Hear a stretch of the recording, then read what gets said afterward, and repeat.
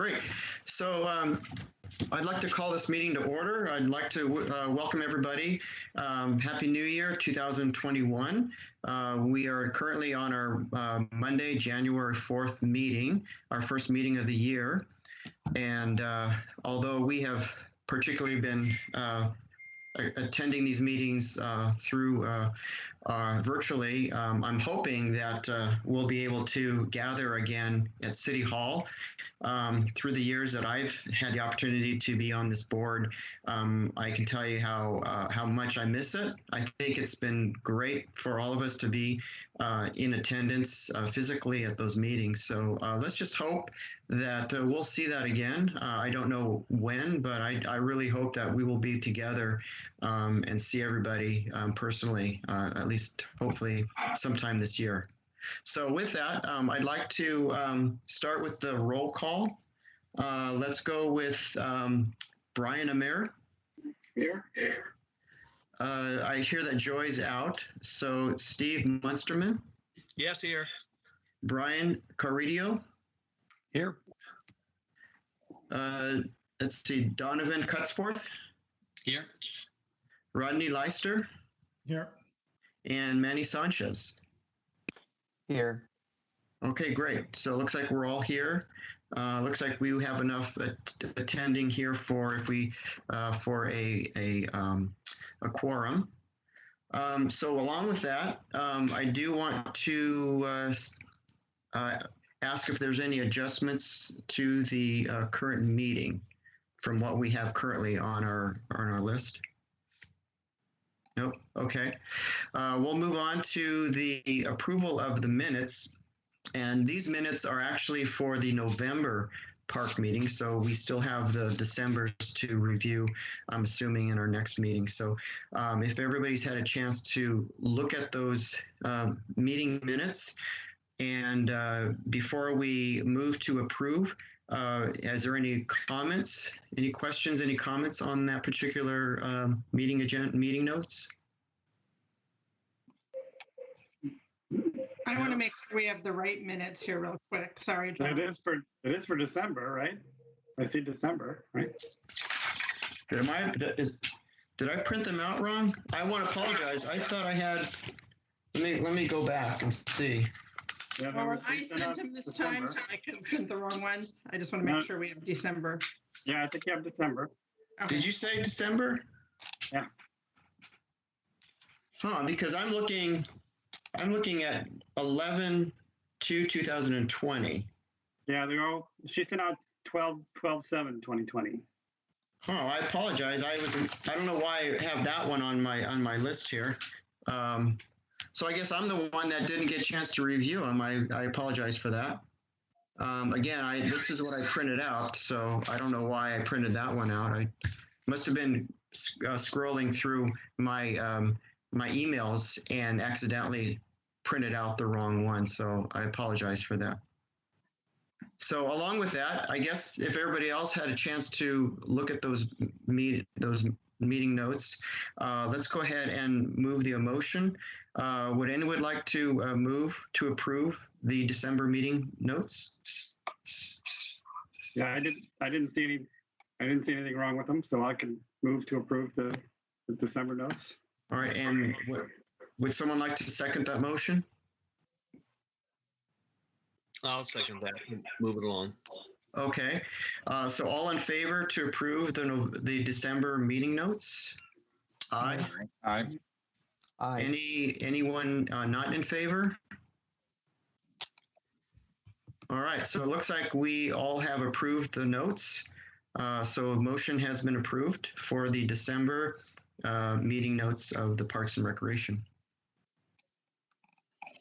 All right, so let's move on to citizen comments. And so Kristen did mention that there was a letter that was received prior to this meeting. So I asked Kristen to read it since I did receive it, but it was a little bit too close to the meeting and I didn't get a chance to print it out. So I apologize for that. So Kristen, would you mind go ahead and read the letter? Yes, no problem. So this email came in on December 30th, and is addressed to the Parks Board, and it indicates at the top that it's pursuant to Executive Order 20-16, which means that people can submit public comment as part of this meeting. And this is submitted by Steve Holthouse, and Kelsey has a copy of it, and we'll make sure to put it in the actual minutes so that we have it documented there. Every time there is heavy rain and the paved path in Stella Olson Park adjacent to the knoll between the boardwalk and the uphill path to the upper parking area floods over, please see attached photographs, forcing people to walk up and then down the grass knoll to avoid the water and mud that results from inundation of water. My wife and I walk this path almost daily. After the last heavy rain, my 79-year-old wife slipped while trying to walk up the knoll to avoid the water. Although she was not hurt, her clothing was heavily soiled.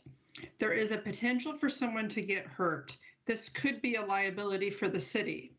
I would like to know if a remedy could be reached to keep the path from flooding when the creek overflows.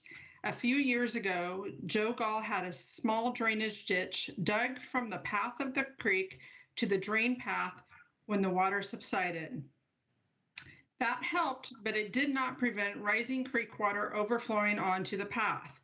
After the water subsides, the path is left with a thick layer of very slippery mud, which is another liability for the city. The drainage ditch has since closed up and grown over. Thank you for your consideration. If you would like more information, my contact information is below. I will be watching the YouTube meeting. Steve Holthouse. So I just want to mention that this was forwarded to our Public Works Director as well as Joe Gall. And I asked Craig about it today, and he said, they are taking a look and seeing what can be done. Unfortunately, it's not a real easy solution because it is in a floodplain. It is built to take on water, flood that area, and then drain back down. They're going to see if there is anything that can be done to help with the issue, and Public Works is aware of it. But unfortunately, a lot of it has to do with the location of the path and the location of the park, being in a floodplain, being down by a creek that the water does rise and typically flood that park. I will say, living in Tigard, I know it's a common problem that we have in Tigard with Cedar Creek Trail. There are paths that are just not passable many times of the year, but Public Works is taking a look at it. I'll make a comment. I was experienced that exact same spot this morning. I went out for my morning run, and I was running from the boardwalk towards the stage, and I experienced that same thing where I had to literally run up and over in order to get to the other side. Now, for me, unfortunately, I had my shoes were traction, and I experienced where I had no issue running over across the grass, but I fully understand the situation. It definitely, if I was not prepared, I probably would have had a little issue with slipping and experiencing something less than favorable. Yeah.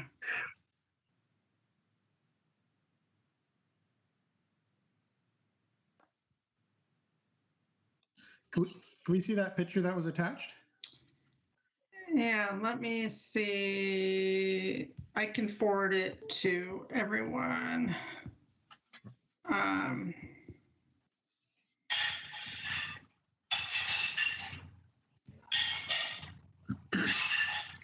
Kelsey, is it best for me to try to share my screen or to forward it? If you can share your screen, that will be the most efficient way. But if you can just forward it to everybody. Sorry, I didn't see the attached pictures when I got the email. It's just part of that. It's at the bottom of the email. Mm-hmm. And from my knowledge, I agree with you, Kristen, that I myself was thinking about that same thing while I was running, thinking, how could this be improved? And I do find it because of how low it is in relationship to the creek, it would require a little more engineering. So it is something that's not a quick fix. Okay. Are you able to see my screen? Yep. Okay, Yeah. there's a couple pictures, so I just wanted to make sure before I started scrolling. This is just a smaller area, but you can see where the water is getting quite high right there. Yeah, it's not an easy fix at all.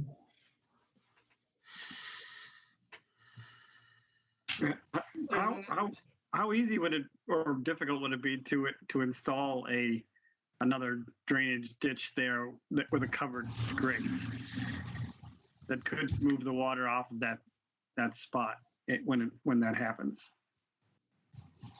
I am not sure. Again, Public Works is looking into it, and they'd be much more prepared to answer that question. And I can follow up with Craig again.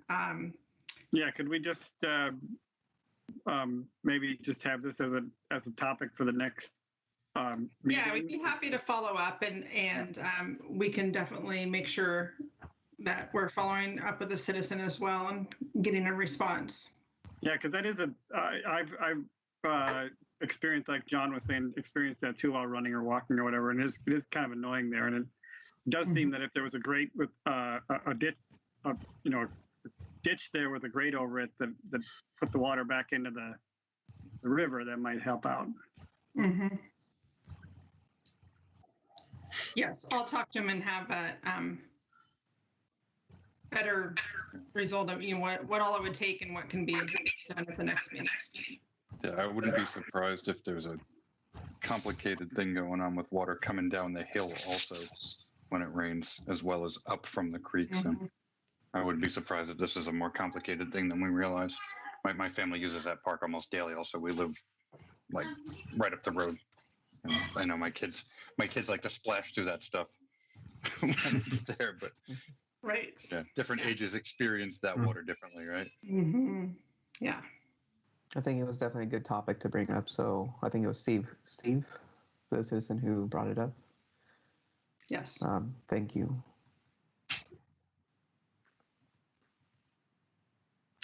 All right. Any other comments regarding the letter? Okay. So let's move on to what we have here is the Cedar Creek Trail updates with Jason Waters. Hello, can you hear me? Yep.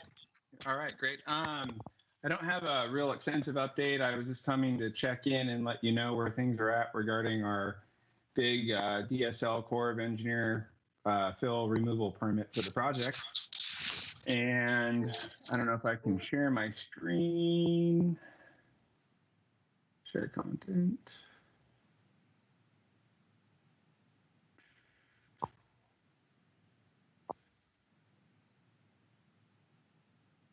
You guys see my screen here? Or does somebody need to, is Kelsey there or something? I don't know if they need to accept. We could see your I calendar. hear Jason, but you're just sharing your Outlook calendar right now. Yeah, that's all I was showing. I was just right before 5 p.m. This is kind of the item I wanted to show everybody here, that this permit was expected on Friday. But the great news is that DSL is able to process our permit. And if we follow this link here, it confirms that we've received our joint fill permit for the project. So this is kind of, I would describe it as the biggest hurdle for the project. And so that is great news, and we should be able to continue on So as planned. excuse Go me, ahead. Jason, we're just seeing your calendar. Oh, you're still only seeing my calendar. Sorry. Correct. Interesting. Here, unshare me then. Let me go back here. Sorry, I'm not. Okay. Hello.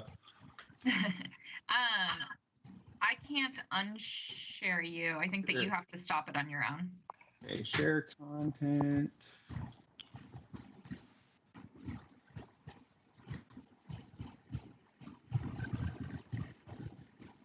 see in my email there? Yeah. You see my Yes. email message, Jennifer Rose? Yes. All right. So just the good news, I just got this a bit ago, but this is our confirmation that we've received the big joint fill permit for the project and it's a go. So there's no turning back anymore on the project. And now we just have some fees to pay to Clean Water Services, and our plan specs and engineer's estimate have been delivered to ODOT. And as far as I know, we're still on for a February 4th bid opening. So that's kind of the extent of the quick update, is that we last meeting, I said that everything was a go. We just had to get through the public review comment period, and then I'd check back in with you. And that's what I'm doing here today, letting you know the great news. We'll have Q&A after this, but next month, now that this is taken care of, I can give you, I got a schedule from the engineer. I can give you an update on the budget as well. So that's what I'll be back for. I assume we're going to meet on February 3rd, and more than happy to attend that. I will also follow up with the paths within the floodplain zone topic with Craig and our folks over in the engineering department, because you're correct, it is complex matter, and we'll have to get permits for that sort of thing. But I think it's an issue throughout the city with some of those trails that are near our creeks, that they do get inundated, and even the path there under the Washington Street culvert gets inundated when the floodplain rises up to a certain level. So, and that's something that we certainly don't want to occur on the Cedar Creek Trail, even though the boardwalk was designed right at near the floodplain zone. So, if anyone has any questions, I didn't have a detailed presentation. I'll do that next on February 3rd. So without further ado, that's kind of the extent of tonight's presentation. Just a quick question. I don't recall off the top of my head the schedule that you had presented a couple of meetings ago, but are we still on track and following that schedule? Yeah, still on for the February 4th bid opening. I kind of had some uncertainty when the project was showing ending. It's September, October. That's still on. And I think we'll really know more once the contractor is on board. We'll get an idea because this is a unique project, a trail within wetlands. So our engineers are kind of giving their best ballpark estimate. I think it will go a little bit quicker, but every time I quote things going quicker on this project, they end up going slower. So September, October, all the dates that are posted online are still good as far as now, but we've got the joint fill permit, so we can galvanize everything in stone and give a nice detailed update on the schedule. And I think we've made it, I guess, for the construction phase, so which is huge. Woo-hoo. Fantastic, thank you. Very long time coming. Any other questions? All right, well, I'll plan on talking to you guys in 4 weeks, and then maybe we'll have more information on the path there. I think that's definitely a good comment. So Thank you, Jason. Thank you. Take care. All right, so from there, we're going to move on to the SWOT discussion, which is the strengths, weaknesses, opportunities, and threats. And hopefully, all of you had received the document, the working document from what we had from last year, and what are the possibilities that we could consider for this year's, or actually 2020's SWOT. So any comments, anything you feel like you'd like to add or delete or maybe comment on?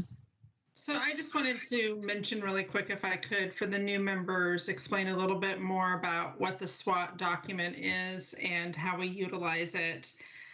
Typically, every December, we have an annual board and commission dinner with the city council and all of the other board and commission and all of the other board and commissions in the city. And within that meeting, or during that meeting, we share this document, the strengths, weaknesses, opportunities, and threats, as well as what our goals are. The city council then takes that and utilizes that as they try to set their goals for the upcoming year when they meet in January or February to do that. So because of the pandemic, we were not able to meet in person, obviously. Typically, not only is it a fun event because there's really good food, but it's also great to hear what the other boards and commissions are working on. And oftentimes you're like, oh, hey, I didn't know that was going on, and I want to get involved in that, or gosh, there's a great opportunity for us to partner. So that's what this form is. It's just happening a little bit differently this year. We will still forward everything to the city council. They'll still utilize it in their goal setting session. And I don't know if Russell wants to add anything to it, but it often, well, some years it changes more than others. Oftentimes, hopefully you're moving some of your opportunities into strengths and you've built on them. And it doesn't have to be, you don't have to have a ton of detail there, but it just really helps us focus on what we're going to work on throughout the year. Russell's giving a thumbs up. He has nothing to add. So, and I'll just Rob, I comment, know you sent some more comments today that I thought were really good as well. Okay. Great, thank you. I agree with you, Kristen. One of the things that I really wholeheartedly miss are these year-end get-togethers. The city of Sherwood does a fantastic job with these dinners, and it just really gives an opportunity for all of us to see what other boards and city employees are doing, and just a good way to get together. So I hope we'll do that again this year.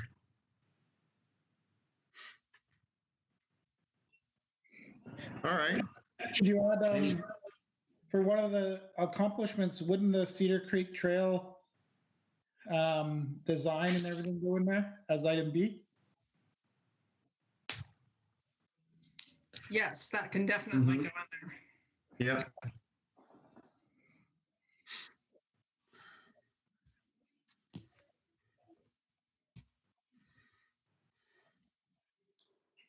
Anybody else have any comments or any questions regarding the SWOT? And Kristen, thanks again for going over that explanation. I appreciate that. Yeah, I have a quick question about the fact that the scheduling of the sports fields got moved out of our purview. Mhm. And does that fit into here anywhere? Does that create some kind of opportunity for us? Is that a threat in any way? Yeah, I'm just curious how that got, since I'm so new to the board, I don't know just historically what that did for us and what it may look like in the future. Yeah, and I did try to include that on there. I wasn't sure where we wanted to put that, because I see that can down the road be an opportunity. Right now I see it as a weakness because we don't have the fields to schedule. It could be seen as a threat as well. But so I welcome some discussion as to where people think that should live. But as a reminder, we've been scheduling the fields and the gyms for the school district for the past 20 years. And that relationship and how we have done it was just changed in the last few months. And that IGA was dissolved. So now we only have one field or two fields, the soccer field and the baseball field at Snyder Park, that we can schedule. And we will keep very busy up there, but it is going to impact the community. They will now be going through the school district. We don't have control over what those fees will be, what the policies will be, how they're going to do it. So it's going to affect the community. It's going to affect the leagues. We hope not negatively, but there will be an impact because it's going to be a change. So where the opportunities come in is the timing with us working on the Parks Master Plan. It's a good opportunity for us to say, does building some sort of a sports complex become a higher priority? Do we move that up on the list and say, we now have no fields or gyms to schedule? Do we make an adjustment there? So Yeah, it could live under both. Mhm. Council's well aware of the issue, so this will not be news to them, but it's something that I believe should be talked about. And it's a matter of where we put it, weakness or threat or both. And I could see that evolving between this slot and maybe the next one. And perhaps this time around, we put it under weaknesses as, a lack of sports facilities as a weakness. Just leave it at that. I don't know. What other people think? Well, my comment was I actually did kind of bring that to my attention, and I had it under goals, and I'll just read off what I had mentioned. So it's just more of something we can revise, but it said collaboration with school district for recreational opportunities on fields, tracks, and play areas to allow city-supported programs / events to use facilities when needed. So my idea was just being in contact with the school, knowing that, there will be times where the city may have programs or, some activities where a field or a track might be needed. So, and I had that under goals. So again, that could be moved anywhere, like we had talked about, whether it is a goal or a weakness or, opportunity.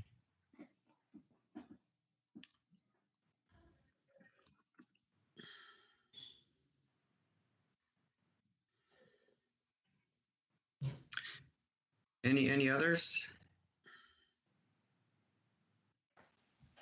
I'll just add, I think it totally could go in any one of those areas. But since we really don't know, it's feeling like an opportunity to really put something concrete down or figure out what we want to do. So could be a weakness, but I think since we don't know, it leads to that opportunity for us to help decide. Yeah, I was thinking about that. I agree with you. I think it should be closer to or in a weakness. Excuse me, an opportunity. I feel that it would be then a goal because it is something that we don't even know if we can do yet. So it would be an opportunity. Okay. Yeah.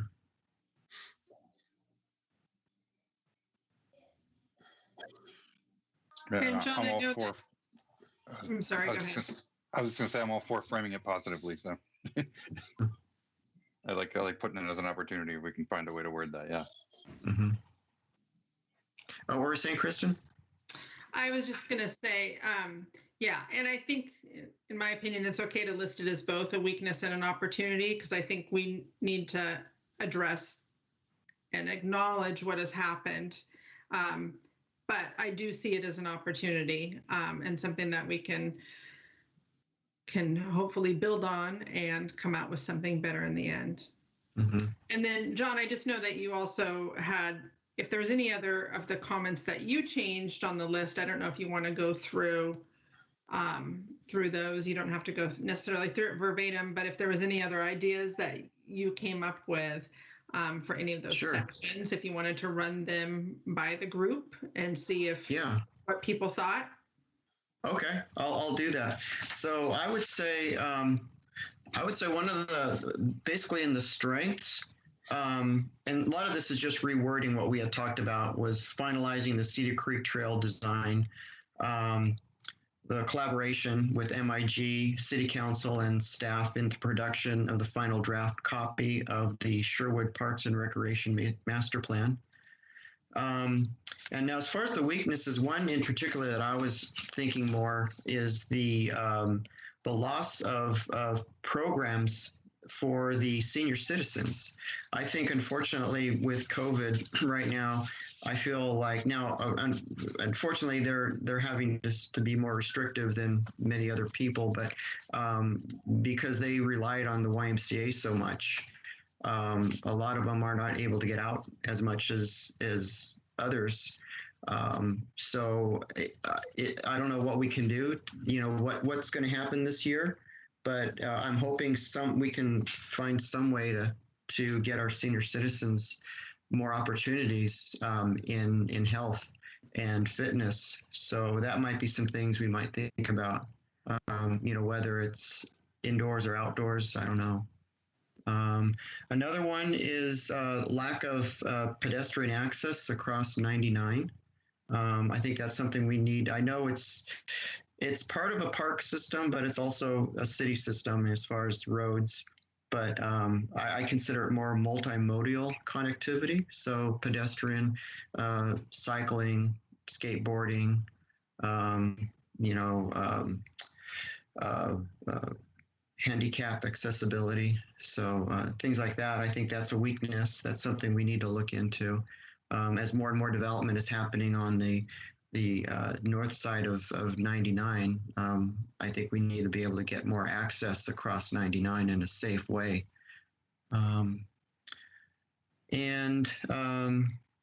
One of the significant accomplishments that I had indicated was the continued to maintain our exceptional parks and facility services to all Sherwood residents. So I'm hoping that you know, with the unfortunate situation we're having now, I'm hoping we can still maintain our park systems in the excellent conditions that they are now and improve them along the way as well.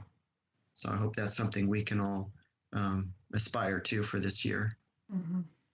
Yeah. The other ones I have here are primarily just basically re-saying some of the what we already had on our draft copy. Yeah, I like how you phrased on the first one, going back to the collaborative effort with council and MIG and staff and Parks Board and planning. I appreciate and like the wording on that one. So okay, thank you. And I do think we didn't get into too much detail, and it's always trying to find the line of what falls under Parks Board and Parks and Recreation. But clearly there's been an impact to the field house, not being able to really use it since March. There was a few weeks in there where we were actually able to have teams in, but that did not last very long. Hopefully we'll be able to open things back up again soon. But for our seniors, the art center has been impacted. And then of course the field house as well. So all of our facilities. And then, you know, we weren't able to have music on the green and some of the special events that we've had in the past. And working hard to figure out, and hopefully we'll be able to do that this summer. Mm-hmm. There was an opportunity for a bond to the voters in 2020. Is that still an opportunity, or has that gone away? Well, last year when we were talking about that, around the same time, there was a survey that was done to the community to see what type of support there would be for a bond that we were thinking would happen in 2020 and or in 2021, but there wasn't a lot of support when we went out and polled the community. There wasn't a lot of support for the bond right now. My guess would be there'd probably be even less support today. I guess it was probably about a year ago that we were asking and polling people about it. Does that sound right, Councillor Griffin? Yeah. Yeah, we were interested in many things, and we were just trying to, you know, test the water. And I just think that you know, it's not our intent to move forward with projects that don't have public support, and so we were just attempting to figure out, you know, what's the mindset of the community. And so we did learn a lot from that. So I think we're just kind of waiting right now. We're just trying to get our ducks in a row and focus on the kinds of things that affect everybody's daily lives, you know. So I wouldn't say it's off the table forever, but I don't think it's realistic that we would be looking at that this year. At least I haven't heard any discussions of that. No, I haven't either.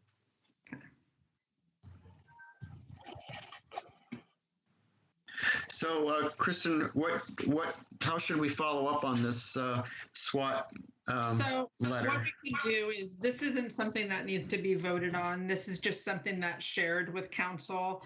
I'm happy to email back kind of a final draft. And if you have any comments, you can just, when you respond, just respond directly to me and let me know. But I'm happy to do that. We just put together the rest of our thoughts, put together a final draft. And unless anybody has any significant changes, we'll forward that on to Sylvia and she will get that to the city council. Sounds great. All right. Well, thank you, Kristen. Yeah, thank you. All right. Well, let's move on now to tree removal. And it looks like we have two areas where the trees need to be removed. Any comments on these particular locations, types of trees, whatnot? And if I may, just to, in case people don't have it in front of them, there's, as John mentioned, two different spaces. The first one is on Elderview open space, and the arborist is recommending the removal of 2 cottonwood trees due to tree condition. In the email that was sent earlier today, there's a photo and it's circled there, and more suitable trees will be planted once those 2 trees are removed. And then the other is on King Richard open space, or in the King Richard open space, and the arborist is recommending the removal of 2 more cottonwood trees, and we will plant more suitable trees in that area as well. And then there is a map as the last page of that attachment that shows the 2 locations.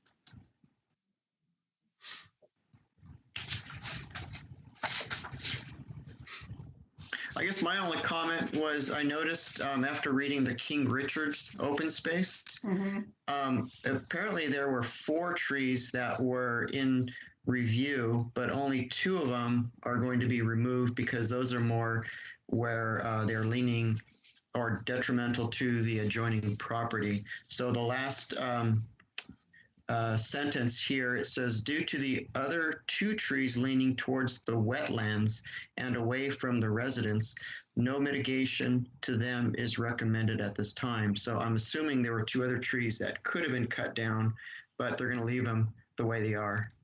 Correct. It looks like there was 4 in total. One's already dead. One's not doing well, and because of how it's leaning, needs to be removed. And then the other 2, they're just going to leave since they don't see it. They're not recommended to take them out since they don't see it as a safety hazard. Anytime that we look at the tree removals, of course, if it's a big safety hazard, we can always have our public works director can always indicate so and remove it immediately. Given time, we always like to bring them to the Parks Board for review.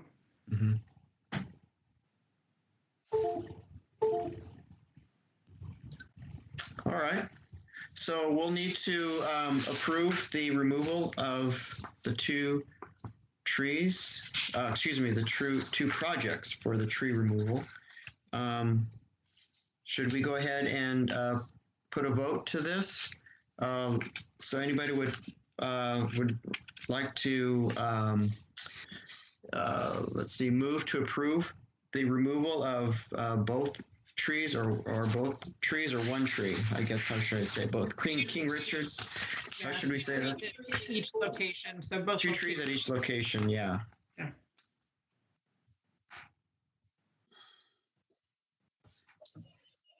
I'll go ahead I'll move to approve. Okay. I'll second. Great. Okay. So all in favor of tree removals on King Richards and Elderview? Aye. Aye. Aye. And anybody not in favor? All right. So the ayes have it, and we'll go ahead and approve the removal of 2 trees on each lot for Elderview and King Richard. Hey, Kristen, just a quick question. Were there trees that were removed on the path between Pinehurst and Woodhaven recently with all the rain and I run that path a lot, and I thought I noticed that there were some trees that were gone there. I didn't know if it was because of the storms we've had lately, or do you know if I It am looked not different to aware, me but there. I'd be happy to check and follow up. There may have been some damage, or they may have needed to come down in an emergency situation. that's kind of what I was wondering. It kind of looked different to me last time I was there. Mhm. This is kind of tagging on to that, but moving forward, I believe starting in February, we've hired a new Public Works Operations Supervisor, and Darren retired after working for the city for over 20 years, 22 years, I believe, and we've gone through recruitment and are actually moving forward with an internal candidate, but he's going to start attending our meetings. So that'll be great to have somebody from Public Works at every meeting that can hopefully answer some of these questions, so that I don't have to tell you I'll get back to you every time. We look forward to that. Yeah. And when will that happen, Kristen? I believe he'll start attending in February. Great. All right, so let's move on to council updates. So Russell, you have the screen here. Yep. I just have a few quick updates. We're kind of getting back into the swing of things. And as Kristen mentioned, I think when I talked to Joe this afternoon, Joe Gall, our city manager, probably the council will get together sometime after the end of January to talk about our council goals. So that's something we do every year. And we're going to have potentially have someone come in and sort of guide us and help us do that. It was very constructive last year when we went through that process. So that is coming up in the next several weeks. Something we're going to look at tomorrow night in a work session is the Parks and Recreation Master Plan, which I went through yesterday thoroughly, and I already mailed all my comments over to Erica. So some of my issues, and we kind of talked about some of these at our previous meeting, there was some of those maps, and apparently some of those maps are not within our GIS domain or something like that, which means we can't make maybe some of the changes that I thought would make it a better map. So we're just going to have to. Erica's going to see what she can do, but I looked at it. It looks really good. It looks really good. They made all of the, I think, as many of the suggested changes that the board, passed on in their direction, and it, I think, is looking very good. So the council will review that tomorrow night at 6. So let's see. Yep. If I can just chime in really quick. So this should be the same version that all of you have, with just a few minor tweaks. One of the changes that was made was we updated the project list. There was not cost assigned to a couple of the projects, which included a potential expansion to the area at the Art Center, as well as assigning a cost to the pedestrian bridge. I don't think that one was in there. And then also, yeah. Okay, and then also the YMCA, but we went ahead and added those in, just assigned some cost to that project list, but that's the only significant change from the version that you all have. And absolutely, if you're able to watch and listen to the meeting tomorrow night at 6 o'clock, that would be fantastic. It will just be a quick review with council saying, have we made all the changes? This is what we've heard from parks and planning and from council, and hopefully we're in a better spot. And then we'll go back at another time for adoption once we receive their feedback one more time. Right. Well said. I just didn't want anyone to think we've made major changes since you saw it. When we saw it last in this board, did we have the TSP map in it then, or is that new since then? The Erica printed different maps. Kelsey, well, there's a TSP map actually in the plan. Okay, that may be different. Yes. Yeah. So I think there are some changes. I don't think there are a lot of changes. Like they reworked some of the Chapter 3 principles, strategies, and actions, and that's where the TSP map is. I don't know if you can see there or not, but right there, this is new. I thought that was new, right? That may be new, yes. Yeah. I think that there were a couple additional 11 by 17 maps that they added. Yeah, those are at the back. Yeah. That's correct. Yep. Yeah, and so, but the TSP map is not one of those. These are just bigger maps of the smaller maps that are already in the document. Yes. Yeah, and anyway, so I think it's in great shape. So there'll be a lively discussion tomorrow night, and I think that the document's in great shape, but we'll have to see how the rest of the councilors and the mayor, what kind of mood they're in. So hopefully good. Everything will be just great. You never know. So also something we're going to talk about tomorrow night is we are going to prove, I think it's a resolution, right, to execute an IGA with Metro to accept their development grant fund of like $130,000 or something like that to have a re-look at the Sherwood West project. So was that like 10 years ago? When was that? It was a long time ago. Oh my God, yeah.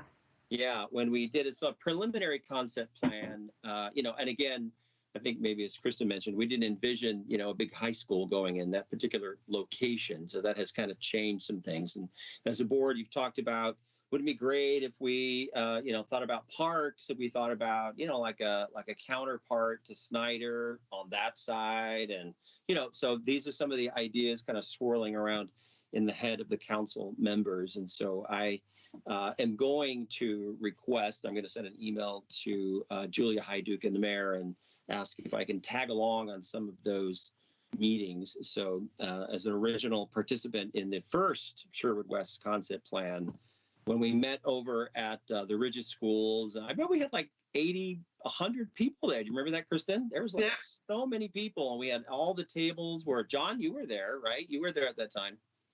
It was great. It was great. So I'm hoping that we're going to get, I'm not sure what that, I saw the sort of the time map of how things are going to plan out, and it'll all be announced, I'm sure. So we get a little more information.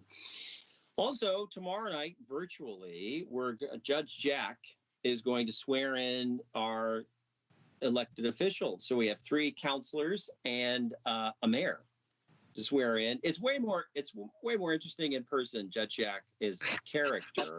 I mean, I always want to be on the correct side of the dais with Judge Jack, but he's awesome. So he'll be there virtually tomorrow night, and counselors Young and Garland and Browse will be sworn in along with Mayor Mays. So that'll all happen tomorrow night.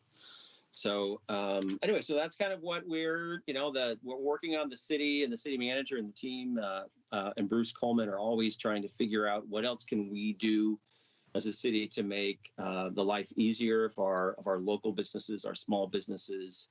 We're constantly, getting feedback from them, and I know the city is in the position of trying to reach out and trying to make sure that we're doing whatever we can possibly do, to assist. So that's an ongoing challenge, as we all know. So, and that's all I have at the moment. Unless somebody has any questions about city council goings on. Nope. Everybody's mic is off. I can see Steve's mouth moving and John's mouth is moving, and perfect. No, you're good, Steve. I read your lips, so you're totally good. You're totally fine. That's it. I think that's all I've got, Kristen. So okay. At the moment, yeah. All righty. Is my mic on now? Yep. Yeah. Okay. All right. So I guess beyond that, we'll move on to number 9. Any other comments, suggestions, any feedback? No. All right. So we're going to move on to 10, which is actually 9, but it should be 10, which means that our meeting is pretty much considered done and completed. So I want to thank everybody for being here on our first official 2021 Parks Board meeting. Hopefully we'll resume again I'm assuming the way things are looking, we'll be back where we are on the computers next month. But we have the upcoming meeting for Monday, February 1st. So we look forward to seeing everybody then. And with that note, I'll call this meeting adjourned. Thank you, everyone. All right.